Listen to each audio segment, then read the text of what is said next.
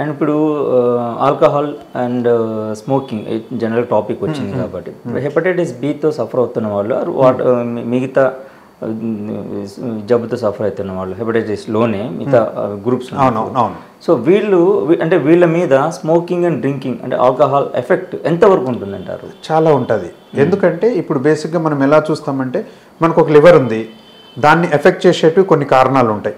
బరువు ఉన్న వాళ్ళలో లివర్ ఎఫెక్ట్ అవుతుంది, ఆల్కహాల్ తీసుకునే వాళ్ళలో అవుతుంది, డయాబెటీస్ ఉన్న వాళ్ళలో అవుతుంది, hepatitis B, hepatitis C, thyroid, cholesterol, ఇవన్నీ కూడా లివర్ని డ్యామేజ్ చేసే కామన్ కాజెస్.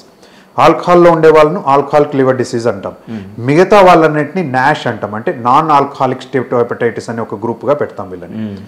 ఇప్పుడు ఆల్రెడీ ఒకటికి హెపటైటిస్ బి ఉంది, వాళ్ళ హెపటైటిస్ బి వాళ్ళ బ్లడ్లో ఉంటుంది, ఇంకా లివర్ని ఎఫెక్ట్ చేసి ఉండకపోవచ్చు, కానీ వాళ్ళు తాగితే ఏమవుతుంది, ఆల్రెడీ వాళ్ళ లివర్ మీద ఆల్రెడీ ఒక శత్రువు రెడీగా ఉంది బాడీలో, నువ్వు ఇంకొక శత్రువుని తెచ్చుకుంటున్నావు. సో 2 అయిపోయాలకల్లా ఎక్కువ డ్యామేజ్ అయ్యే ఛాన్స్ ఉంటుంది. సో అట్లీస్ట్ 100% హెపటైటిస్ బి ఉన్న వాళ్ళు ఆల్కహాల్ తీసుకోకుండా ఉంటేనే మేలు.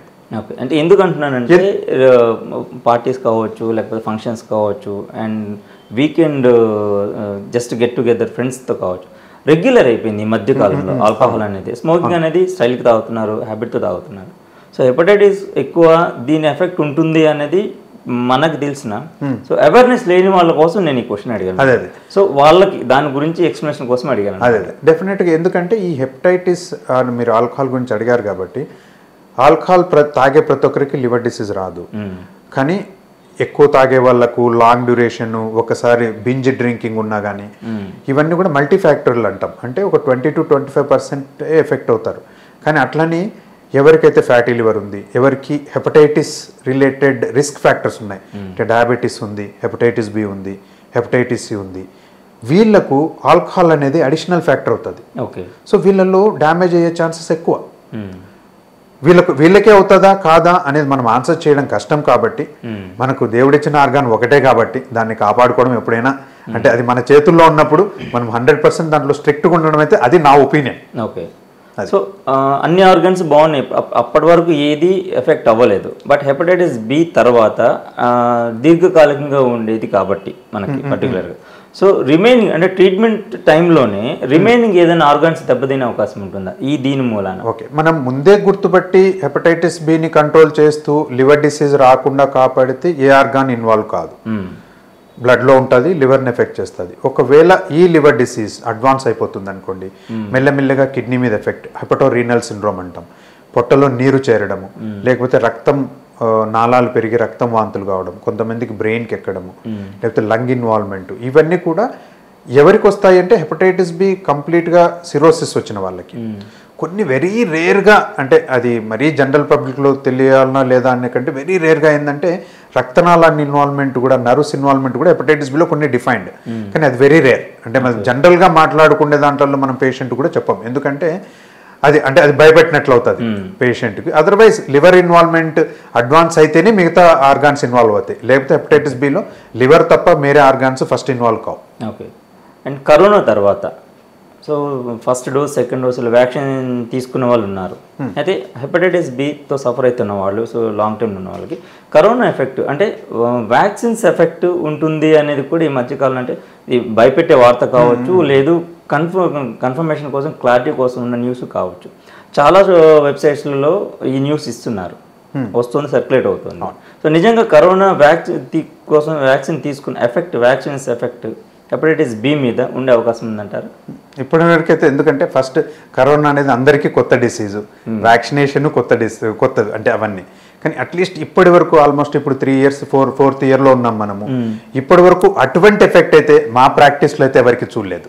అంటే హెపటైటిస్ బి ఉన్న వాళ్ళకి కరోనా వైరస్ తీసుకోవడం వల్ల అది పెరగడం కానీ, లేకపోతే లేని వాళ్ళకి ఏమన్నా బయట నుండి డిటెక్ట్ కావడం కానీ, అటువంటివి అయితే ఇప్పటి వరకు స్టడీస్ లేవు, ప్రాక్టీస్లో కూడా మేము కూడా చూడలేదు. సో అదంతా భయపడాల్సిన అవసరం అయితే కేవలం సోషల్ మీడియాలో ఉన్నది లాగానే ఉంది, కానీ ఎక్కడ స్టడీస్లో కానీ ఎవిడెన్స్ బేస్డ్ మెడిసిన్లో అయితే ఎక్కడ లేదు. ఓకే, అది అయితే ఇప్పుడు హెపటైటిస్ బి తోటి మిగతా ఆర్గాన్స్ దెబ్బతింటాయి అని అనుకుందాం. ఫర్ ఎగ్జాంపుల్ పర్టికులర్ ఎక్కువ ఎఫెక్ట్ అయ్యే ఆర్గాన్ ఏది బాడీలో?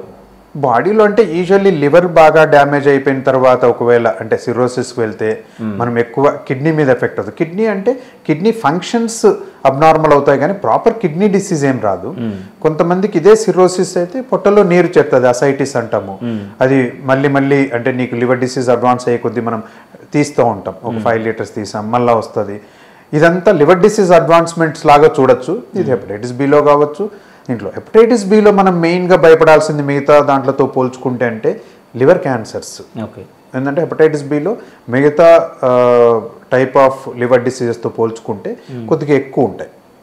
ఎందుకంటే హెపటైటిస్ బి వైరస్ మన ఏదైతే లివర్లో ఉన్న సెల్స్ మీద అంటే లోపల డిఎన్ఏస్ అవి ఏదైతే ఉంటాయో మాట్లాడుకుంటామో దాంట్లో లోపల ఇంప్రిగ్నేట్ అయ్యి దాంట్లో ప్రొలిఫరేషన్ ఎక్కువ చేస్తుంది. సో మనం హెపటైటిస్ బిలో మెయిన్గా వీఆర్ వర్రీడ్ అంటే కొద్దిగా పర్సంటేజ్లో కొద్దిగా క్యాన్సర్స్ ఎక్కువ ఉంటాయి కాబట్టి మనం చాలా స్ట్రింజెంట్ ఫాలో అప్ అడుగుతాం. అందుకని 3 to 6 months అని నేను లైఫ్ లాంగ్ అని ఎందుకన్నానంటే నా మీనింగ్ చాలా మందికి లివర్ డిసీజ్ రాకుండా దాంట్లో క్యాన్సర్స్ రాకుండా వచ్చినా మనం తొందరగా గుర్తుపట్టి దానికి ట్రీట్మెంట్ ఇవ్వడానికి అవుతుంది. ఓకే.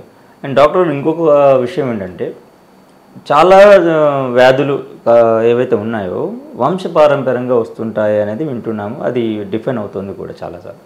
సో హెపటైటిస్ బి కూడా అలాగే వంశపారంపర్యంగా అంటే మదర్ సైడ్ నుంచి కానీ ఫాదర్ సైడ్ నుంచి కానీ జెనెటిక్ డిజార్డర్ కింద కన్వర్ట్ అలా వచ్చే అవకాశాలు ఉన్నాయంటారా? లేదు, అదే అంటే హెపటైటిస్ బి అనేది ట్రాన్స్మిటబుల్ డిసీజ్. అదే మనం అంటే ఇప్పుడు మదర్ నుండి బేబీకి వచ్చిందంటే 2 types ఆఫ్ డిసీజెస్ ఉంటాయి. ఒకటి ట్రాన్స్మిటబుల్, రెండోది జెనెటిక్. జెనెటిక్ అంటే జన్యుపరంగా వచ్చేస్తుంది. దాంట్లో ఇంకా అంటే అది ఫాదర్ని రావచ్చు, మదర్ని రావచ్చు, లేకపోతే అదే మామయ్యలు వాళ్ళు దాంట్లో రావచ్చు.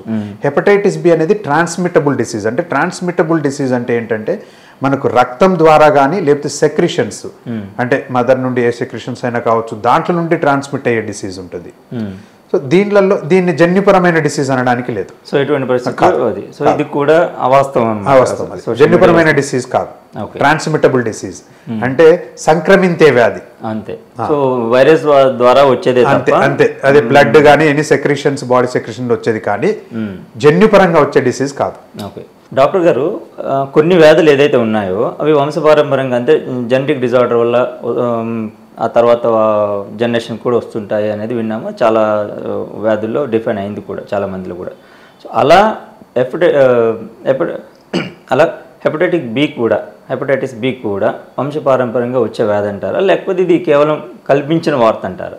హెపటైటిస్ బి అనేది ట్రాన్స్మిటబుల్ డిసీజ్. అంటే మనం వ్యాధి మదర్ నుండి వచ్చిన బ్లడ్ నుండి కానీ సెక్రిషన్స్ నుండి వచ్చేది తప్ప జన్యుపరమైన డిసీజ్ కాదు. అందుకనే అంటే ఇప్పుడు ఫాదర్ నుండి చిల్డ్రన్కి హెపటైటిస్ బి డైరెక్ట్గా ట్రాన్స్మిషన్ అట్లా ఏమి ఉండదు. ఎవరిదన్నా బ్లడ్ ఉంది దాని నుండి ట్రాన్స్మిట్ కావాలి, లేకపోతే సెక్రెషన్స్ నుండి ట్రాన్స్మిట్ కావాలి, అంతే తప్ప జన్యుపరమైన డిసీజ్ అయితే కాదు ఇది. ఓకే. అండ్ ఫుడ్ హ్యాబిట్స్ ఈ మధ్య కాలంలో చూసుకుంటే ఫుడ్ హ్యాబిట్స్ చాలా మారిపోయాయి. ఇంట్లో ఫుడ్ కంటే కూడా బయట ఫుడ్ ఎక్కువ తీసుకోవడం మూలాన. సో ఈ ఫుడ్ బయట నుంచి తీసుకున్న ఫుడ్ మూలాన కూడా ఈ వ్యాధులు సోకే అవకాశం ఉందంటారా? మీరు హెపటైటిస్ బి గురించి మనం స్పెసిఫిక్గా మాట్లాడితే ఫుడ్ రిలేటెడ్ ట్రాన్స్మిషన్ కానీ ఫుడ్ రిలేటెడ్ ఇంక్రీజ్ కానీ ఏముండదు. కానీ దాన్ని మనం ఇండైరెక్ట్ వేలో చూస్తే ఇప్పుడున్న లైఫ్ స్టైల్లో అందరు ఏముంది బయట ఫుడ్ తింటున్నారు, లేకపోతే ఈ రిఫైన్డ్ ఫుడ్ తిని they are putting on weight. Putting on weight అంటే ఫ్యాట్ అంటే లివర్లో ఫ్యాట్ చేరినా కానీ వాళ్ళకి హెపటైటిస్ బి ఉందంటే దాంట్లో వాళ్ళ లివర్ డ్యామేజ్ అయ్యే ఛాన్స్ ఉంటుంది. సో డైరెక్ట్గా అంటే మనం ఫుడ్ రిలేటెడ్గా హెపటైటిస్ బికి ఉండదు. కానీ మనం ముందు మాట్లాడుకున్నట్లు hepatitis A and hepatitis E ఇవి food and water related transmissions. ఇవి మనం బయట ఫుడ్ తింటేనో లేకపోతే అన్క్లీన్ ఫుడ్ అండ్ వాటర్స్ తింటేనో అయ్యే ఛాన్సెస్ అయితే ఎక్కువ ఉంటాయి. మనం ఏదైనా ప్లేగ్రిమీకి వెళ్ళాము లేకపోతే ఏదైనా క్లోజ్డ్ అంటే పెద్ద గ్యాదరింగ్స్కి వెళ్ళాము అక్కడ తింటే ట్రాన్స్మిట్ అయ్యే ఛాన్సెస్ ఎక్కువ. బట్ హెపటైటిస్ బి మాత్రం ఫుడ్ రిలేటెడ్ డైరెక్ట్ ఎఫెక్ట్ అయితే ఏముండదు. ఓకే. సో ముందుగానే మనం ఎలాంటి జాగ్రత్తలు తీసుకుంటే హెపటైటిస్ బి సోకకుండా కంట్రోల్లో ఉండొచ్చు? ఇది చాలా గుడ్ క్వశ్చన్. ఎందుకంటే ఇప్పుడు మనకి హెపటైటిస్ బి గురించి ఇంత మాట్లాడుకున్నాము. హెపటైటిస్ బి అనేది వ్యాక్సిన్ ప్రివెంటబుల్ డిసీజ్. అంటే మనకు దానికి టీకా ఉంది. సో టీకా ఉంది అంటే మన అదృష్టం అన్నట్లు. ఏదైనా డిసీజ్కి టీకా ఉందంటే సో మీరు అన్నట్లు హెపటైటిస్ బికి ఇప్పుడు టీకా ఉంది. మనం అంటే ఫ్యామిలీలో ఎవరికి లేదు, మనం చెక్ చేసుకున్నాం, మనకు నెగిటివ్ ఉంది, దెన్ వెంటనే 016 అంటే ఈరోజు ఒకటి తీసుకుంటే 1 నెలకి 6 నెలలకి హెపటైటిస్ బి ఇంజెక్షన్ తీసుకున్నారంటే 98% అంటే ఆ ఇమ్యూనిటీ డెవలప్మెంట్ 98% ఉంటుంది. 98% మీకు డిసీజ్ రాదు. Okay. So take vaccination, any vaccine preventable disease, take vaccination and protect from the disease. Okay. So hepatitis B అలాగే అందులో ఉన్న రకాల మీద ట్రీట్మెంట్స్, దానికి సంబంధించిన పరిష్కారాలు చాలా క్లియర్గా చెప్పారు. Thank you sir, thank you so much. నమస్తే.